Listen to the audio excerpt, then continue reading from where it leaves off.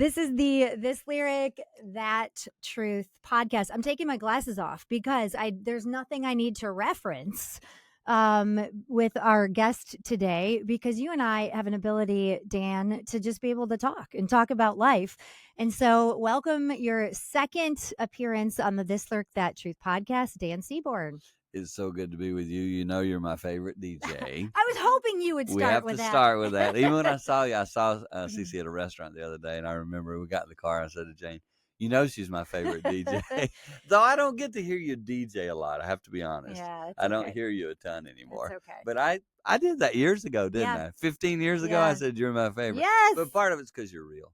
And part of it, I'm not saying the others aren't, because I love them, but we just always had a connection with that. I think it was, I knew you were trying to find your way when I first met you, and I was praying and prodding and helping you in that process. And so I love that about you, because, people don't know your journey a lot, wouldn't know you walked in and said, I think I need to do something here. That was 27 years ago. And here you still are. So I know. Worked out okay. It worked out all right. But, we need to visit here a second before we even go any further. There's lots of people listening who are trying to find their way. Ceci, this is pretty cool.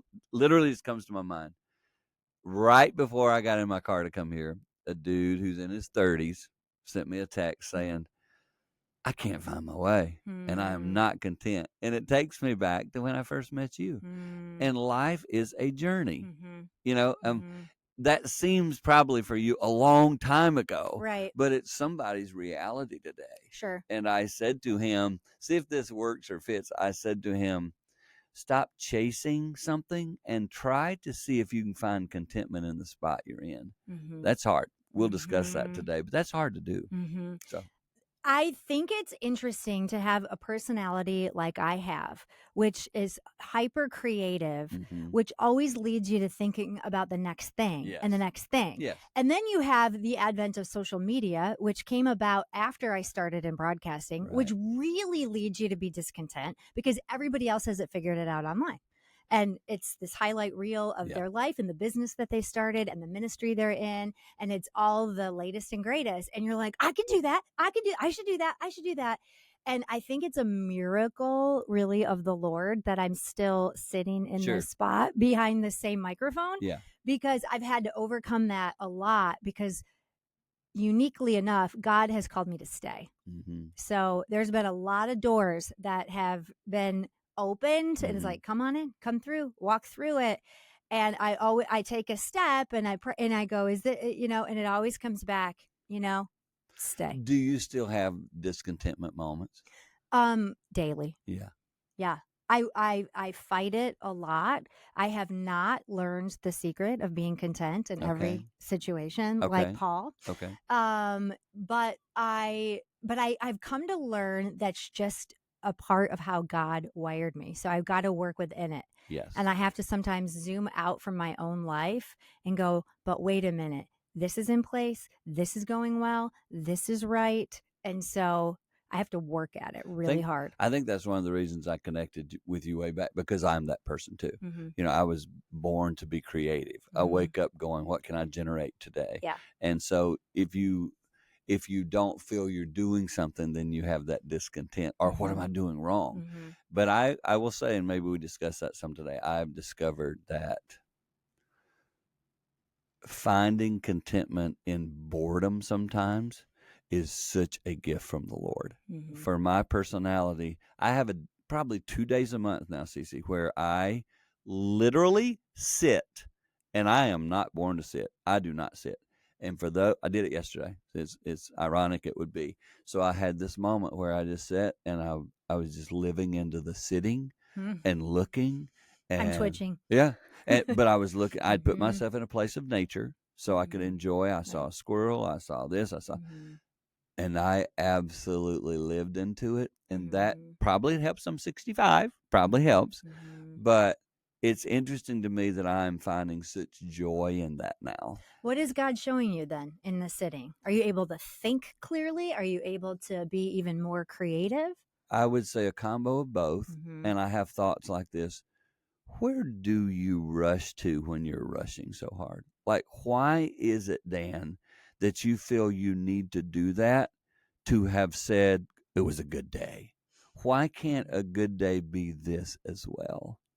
And I'm understanding now that it is a good day, and it's good for me to pause my thoughts. I would say that on average, I have about 500 different think about thoughts in an hour. Mhm. So, and I can relate. to give you a thought. Oh, I wonder where the sun is right now. Oh, I wonder if it's cloudy outside. Oh, I do remember seeing that squirrel. All those things. Oh, I should memorize a little more scripture. Oh, I love that psalm. What the world? And so when I'm sitting like that, I actually can stay on one of those thoughts a little longer, and there's contentment and peace in me when I can do that, because I realize, number one, I'm wired that way. Number two, I added that agenda to my life because I was trying to please my dad.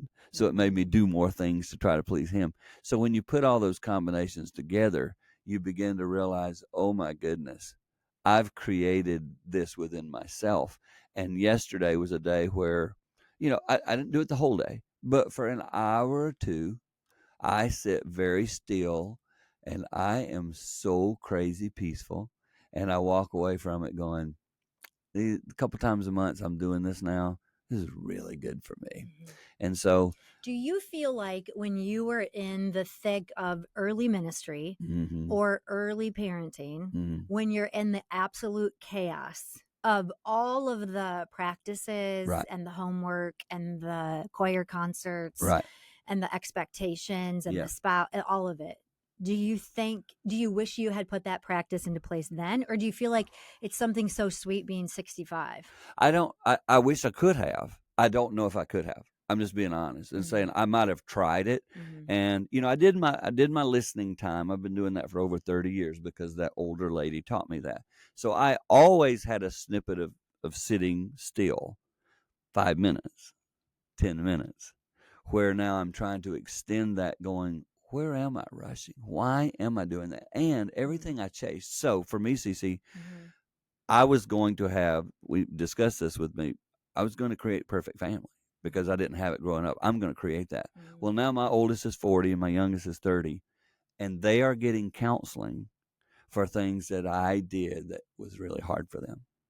So go full circle here. That's really hard for me as a dad. I thought I broke every chain from my parents, and my wife thought we broke all these chains, and we're going to give our kids the perfect childhood. So my oldest and I were driving to Chicago last week, and we proceeded to have a conversation about things I really did poor and is needing counsel for, and things that I could have done better.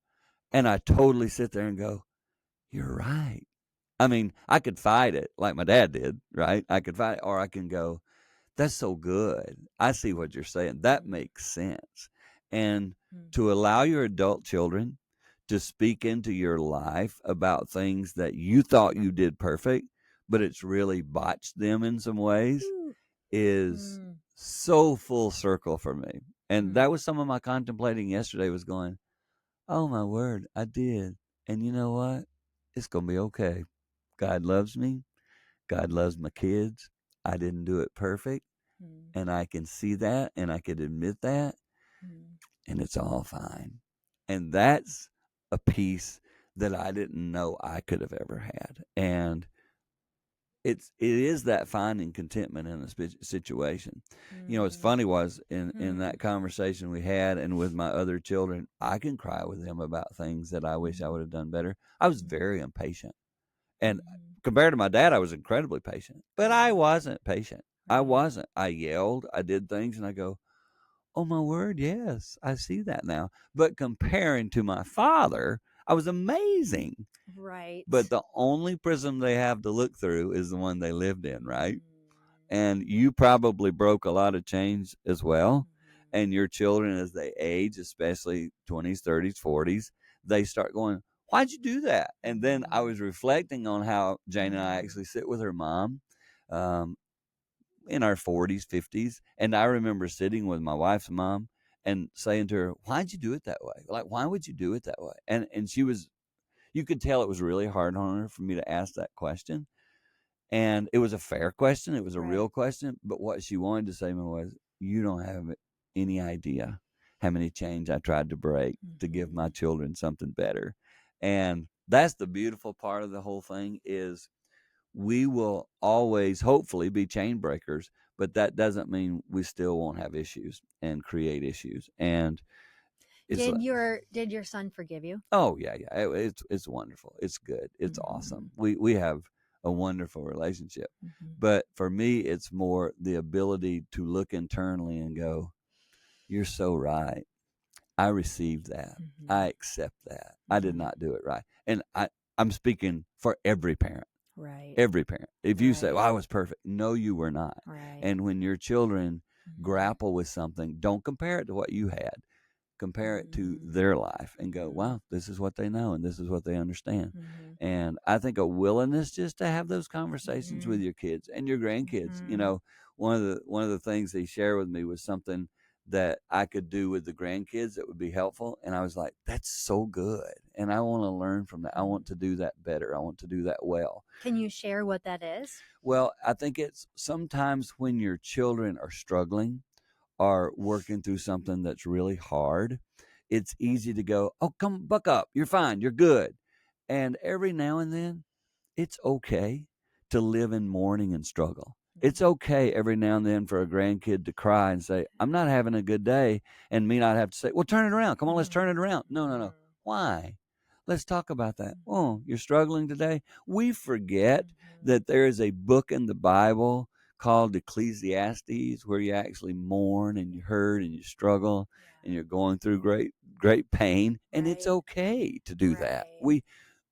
We as believers like to look like we're shiny and we like to look like we're fresh and vibrant and good. And we got a whole lot of crud we're covering up in the corner of our heart. Mhm. And we call it, well, we believe God's going to help us. I believe that too. Mhm. But it's okay for me to have a day where I sit and mourn and cry and go, this stinks Mhm. and this hurts Mhm. and I'm hurt today. And I don't think I did that really well. And Mhm. I think I did it partly covering up my own pains. And so I want to make That's sure I do that better. that sentiment in my own parenting is something that I was proud of, and now am, as I'm talking to you, making a note. Maybe I got to go back to that. Like when my kids when encounter an obstacle, I'll be like, Right. well, there's your obstacle, so you can climb over it, you can go around it, you can dig a tunnel under it. Like I don't really want to hear about your obstacle. I want to hear how you're going to overcome it. And Right. they will tell me, the two that are adults, that they appreciate that, Mm. but I should probably come back to them and be like, little caveat, it is okay to look at that mountain and go, well, this just really stinks. Yeah. Yeah. Well, and their personalities might be the kind that overcome that and can do that and join you in Mhm. that. There are Mhm. other personalities that go, "No, I need to sit here a moment." Yeah. And I think it's Yeah. being who they are Yeah. and allowing your children to be who they are, not who you think they need to be. Let God Mhm. work on them. And, now having adult children, I can see that so much clearer and so much better. Mhm. And I don't know, just all the stuff that I thought I was doing perfect. I can now say, "Oh my word, you were botching that horribly." I was doing it as perfect as I knew how, but I love that you can learn this stuff as you age. Yeah. You never stop growing. You never Mm, stop learning. You're still a dad, even though you're yeah, also a grandfather. I would say, and maybe it's because my spirit is vulnerable and teachable, but I would say I've learned more in the last few years than I've ever learned in all my life. And I've told my family, I want to finish really soft. We discussed this, I think, before. Yeah. I just want to finish so soft. And that's a choice. And I believe that will be reflected in my attitude, my spirit, my sermons. I hope that people go, he's a tender old man, because that's what I want to be. Yeah. I want to be in such a way that it's just like, Mm. wow, he's humbly seeing that none of this is about him. It's like you're not letting yourself off the hook for doing the best you could with what you have. Yeah. I think I let myself off the hook with that. I'm doing the best I can with what I have. And that's true. We are. Right. But see, at the end of the day, this whole journey, Mhm. you're still younger than me, okay? Mhm. The next few years are going to teach you none of it was about you anyway. That's where I'm at. When I sit and reflect, it's like, oh my word, like I got this little WWJD bracelet on. Yeah. You know, that started with our youth group way Yes. back. Well, it really never was about our youth group or me. Mhm. It was about what would Jesus do, and let's make sure that's reflected. And Yeah. you may not know a lot of the story, but there was a big fiasco over who started it, and somebody else said they started it, and I was like, okay, whatever, I don't care. Mhm. Isn't it so funny how it's important to us, even in the Christian world, who started it? Yeah. Who Who was gets the credit? who was the first one to write Purpose Mhm. Driven Life? Who was the first one to do who? Oh, Yeah. what? Yeah. What? It's we don't even matter. Like my favorite preachers of all time, gone. Mhm. And only what they said about the Lord is what really matters. Right. And I'm trying to live that way now. Just Right. going, God's been good to me. I got good friends like you that would care for me and love me and help me. But at the end of the day, did I honor Jesus? Did I humbly grow to the day of my passing? Will people take something from my life and go, that's good for me? If that's it, then good. I ran into you this past weekend. You were Mm. at dinner at the same place. I was at Mm. dinner with some of my friends. Yeah. And then, so I quick said hi. I'm like, I think I'm talking to you on the podcast Yeah. next week, which Right. you didn't remember, but I'm glad Yeah. you remembered Right. to come Right. No. today. Yeah. No, I'm kidding. And so we went back to eating, Mm. and our friends said, Dan did our premarital counseling. So Yeah. this would have been 25 years Right. ago. Right. And they said, do you know that we still practice Mm. some of the things he shared with us in premarital counseling? And now they're counseling other couples, Good. and they use that. Good. And they didn't say specifically Right. what it was, Right. but all along the points of your ministry, you have had an impact. Would you have ever believed 25 years later someone would be sitting in a restaurant going, I remember how he spoke into my life? No, my tendency, and you'll probably relate to this, my tendency is to more record and remember some of my failures, Yeah. because I had a lady recently come to me. Oh, no. Oh, this is so good. She came to me and said, you almost destroyed my life. And What? and I said, man, would you be willing to share that with me? So she shared the whole story with me, and I looked right at her and I said, I'm so sorry that my words, as a pastor, did that to you. I mean, I sure didn't mean to. We had a great it was an awesome conversation. I got to pray with her. I hugged her. It's all good. But my tendency is to remember the times I botched it. And we have to remember that God does get all the glory, and he does forgive us and overcome our weaknesses. And I believe that those moments where something has been done in my life that triggered something that now this couple's using and helping other couples with, that to me is what our life ultimately is about. Can we just leave a little string of good deeds and string of ideas that can be tied to another string that eventually honors and brings glory to the Lord? Because the reality is, Cece, I mean, 20 years from now, 30, I definitely won't be here. And it'll just be, what did I add to the string? How did I tie Jesus' name to the string that came before me and the string that's going to come after me? How will my children carry that forward? What can I implant in their life? My grandkids, what will they do to carry that forward? That's really all that matters. None of, and it goes to what I was saying to you. So this week, I spent, I would say about 3 hours. I was trying to think about driving over here. I'm a Jordan collector, you know that. I collect Jordan cards. I had a conversation with someone about a Jordan card. I'm sure it was 3 hours. I'm sure the conversation lasted at least that long. And I acquired this card. It's one I've been thinking about looking at. And I held it in my hand, okay? What a unique hobby. Yes, it is. And I'm driving home with the thing in my hand, going, wow. I mean, it's a thing. Yeah. It's going to pass. A grandkid will get it, right? And I was like, wow, I got to make sure I don't get this out, because I loved it. I absolutely loved it. I loved getting the guy's knowledge about it. I loved seeing it, talking about it. You have your things too, right? That you just straight up love. I got some things. Well, when I think of you, I'll think of one of your commercials about your garage door or some decoration at your house, right? And but you spend a lot of time thinking about that. I sure do. And Too much time. I don't think it's wrong. Nothing to do with that, because God gives us that creativity and ability.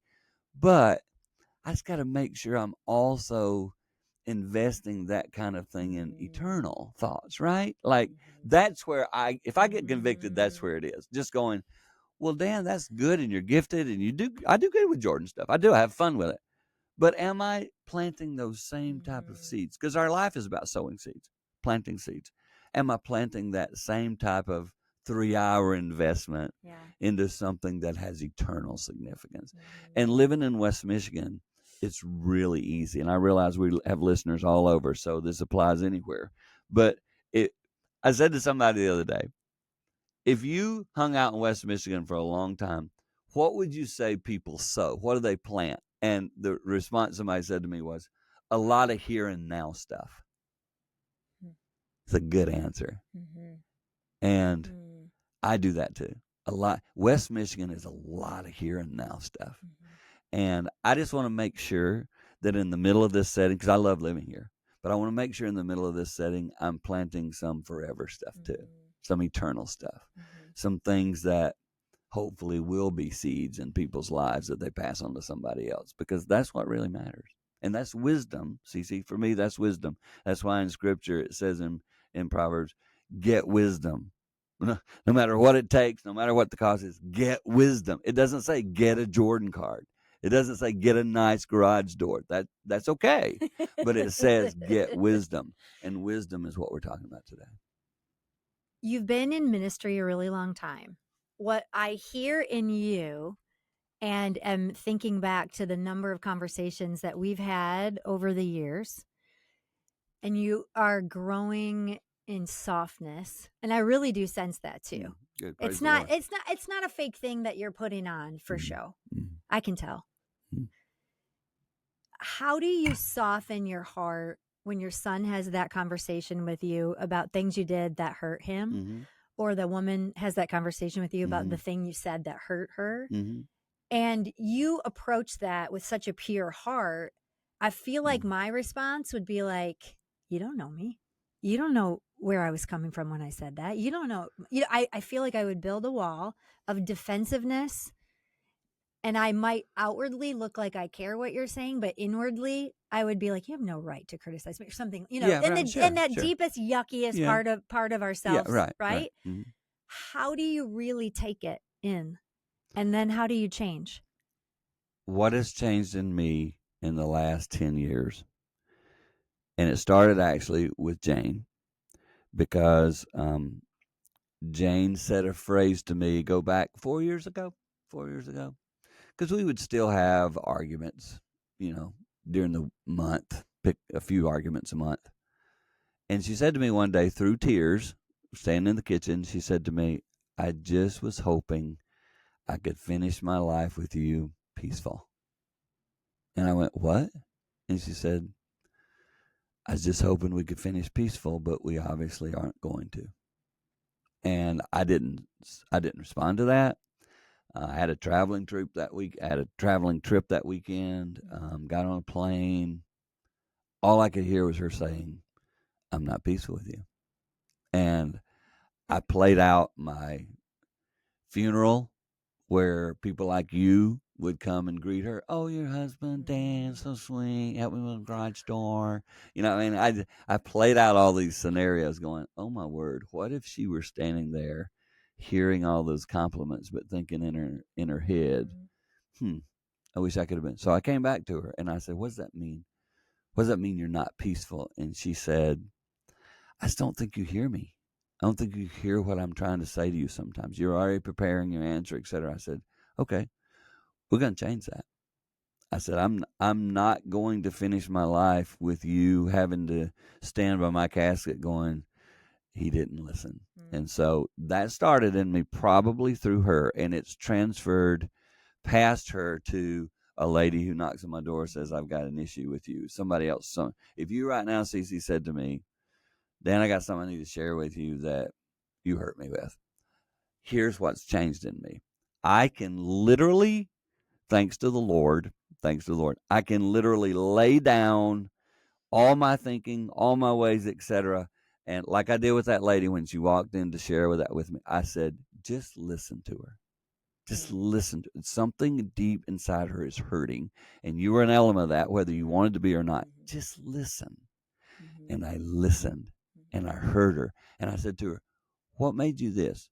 Well, what happened there? The cause?" And I heard it, and I went, "Oh my word!" And she's crying, and I'm going, "Okay, whether I think I did this or not, this is her.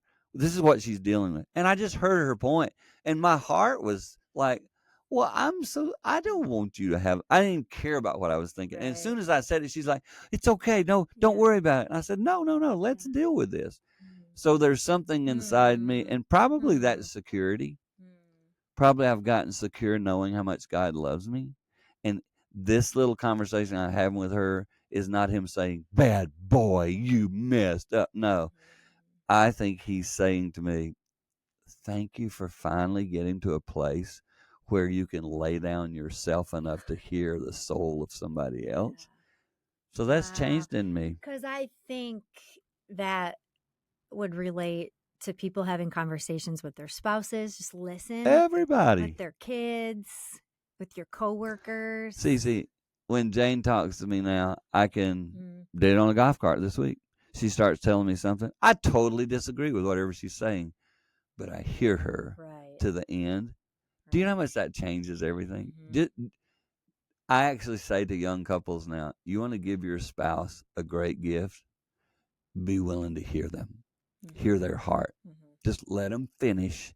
That's a gift. Like, honestly, young couples think the greatest gift of marriage is probably sexual, and it's not.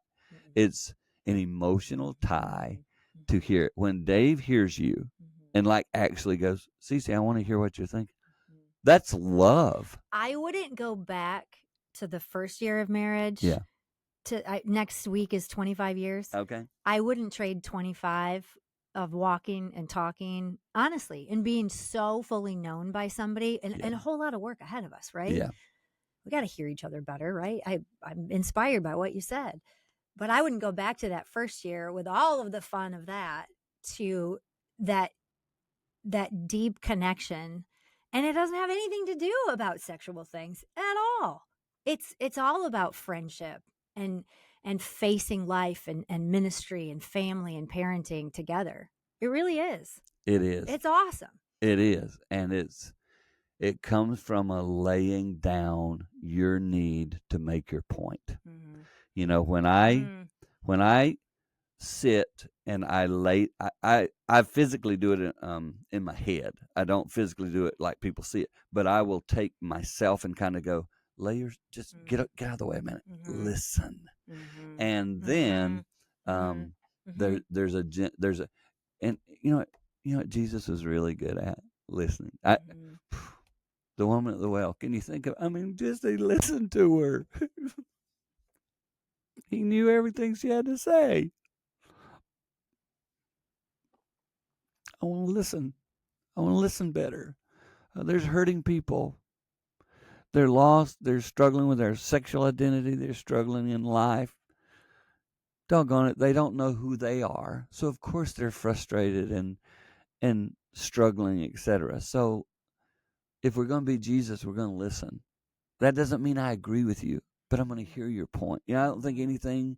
Ceci, if there's anything that drives me more crazy right now in life, it's people posting political crap where they are sure they're right and they say, "Well, I'm going to speak for Jesus." I want to literally go tear their computer apart because it's like, can you stop speaking for Jesus? He doesn't need you to do that. He can cover himself pretty well. And just, I think the more you get good at listening, the more this stuff frustrates you. Because you're like, "Oh my word, you can't even hear anything because you don't even," and they think they're good at it. That's what drives me nuts. And I probably think I'm decent at it. I think I'm just beginning to get where I need to get. I recently had a really good idea. Okay. It was a really good idea. And I figured out over the course of several days how to pull it off. And I was so excited about it. And so I drive Dave over to this property that has this dilapidated farmhouse thing. And I was like, here's the plan. Here's what we're going to do. Here's how we're going to save this part of it, add this part, do the big barn. We're going to have the whole thing. Such a good idea. And he looked at me and he goes, I don't have any peace about that. I was like, okay. What I've learned, if there's no peace, nobody's going to be happy. No. And so I think in listening, you have to seek peace and pursue it. Seek peace. Yeah. Seek peace. Seek peace, collaboration. Yeah. It doesn't mean I'm not creative and the idea wasn't good, because it was. No. But if it's not going to bring peace to my marriage or my family, I don't want any part of it. Which is exactly what Jane said to me when she said, I just want to finish life peaceful. What she was saying was, can you just at least hear what I'm sharing? And if I brought Jane in here today and said to her, like, I'm trying to think the last time we had an argument, Cece, it's crazy. We go to Florida, we're there for 2 weeks, we don't even disagree. But it's because I've laid down all this needing to make my point. Her personality is more gentle. She's not one to create these things. You know, me and you with our creativity, we find things to disagree about, right? It's a good thing I didn't marry someone just like exactly, me. Exactly. Because we would have had a lot of ideas and a lot of drama. Yeah, exactly. And you'd probably own a whole lot of things that you wish you didn't own. But the bottom line is, it's just a willingness and again, Cece, if you can just play out, okay, wait, and then my days are numbered. So, do I want to finish the rest of my life fighting the whole time trying to get this, or wait, I want peace too? I was just at the doctor. I see a functional medicine doctor. Okay, so he's the kind of person that wants to keep you healthy before you get sick. You're right. I love it. And it's a hour-long appointment. And half of it's therapy. It not intended to be, but it's just like, what is, stressing you out, and and it's blood work and it's all that. But he looked at me and he said, you're one of the most unique patients that I have, which I love to hear. Yeah, exactly. Yeah. I like to be the favorite. I like to be unique. Yeah, exactly. And he said, because you're really self-aware. And he said, what are you after? Because I was talking to him about this big opportunity that I had that would require like a lot of extra travel and stuff, and it would be awesome. And I said, I would be so awesome at it. He goes, what are you looking for? Really? And I said, I'm looking for peace. And he said, is that going to bring you peace? Or is that going to push you way away from peace? I said, well, it'll push me away from peace for a while, but then I'm going to nail it and figure it out. And he just was looking at me and he's like, I'm not going to answer that question for you, but if that's what you're really looking for, I just want to highlight to you and since then I thought, is this bringing me toward peace or away? Toward or away? Yeah. Because of who I am, I always just have this tendency to not seek peace, but seek the opposite. And that's what's beautiful about growing older, is growing in wisdom, is you learn to lean into that stuff, because peace, I'd rather have peace than fame. I'd rather have peace than money. Yeah. I'd rather have peace than influence. I really would. Yes. But it isn't easy to get there. No, and it takes spending time with the Lord and diving deeper. I had a conversation with a gentleman this week, and we've both been through a lot of trials. And he said, and I totally agree with this statement, he said, actually, everything that I thought was a curse on me is actually my greatest blessings. And I said, dude, I so get it, because I said to him, right now, we were riding in the golf cart. I said to him, I have total peace today. Like, if you told me the Lord is coming back in 5 minutes, I don't need to run do anything. I don't need to make a call. I'm good to go. And I said, and somebody would look at my life and go, you got a lot of imperfect things happen around you. And, when you said that, Cece, he said, you're looking for peace, you actually have peace. We all do. Because we have the power of the Holy Spirit within us if we say we're followers of Christ. So we have peace within us. Can we receive it? Can we live into it? Because there's nothing today, there's no phone call, there's nothing that you're going to get that can take your peace away when it's totally from the Lord. And, our personalities struggle with that thought, but it's a good thought and it's right. I literally have peace today. It's a matter of whether or not I choose to live into it.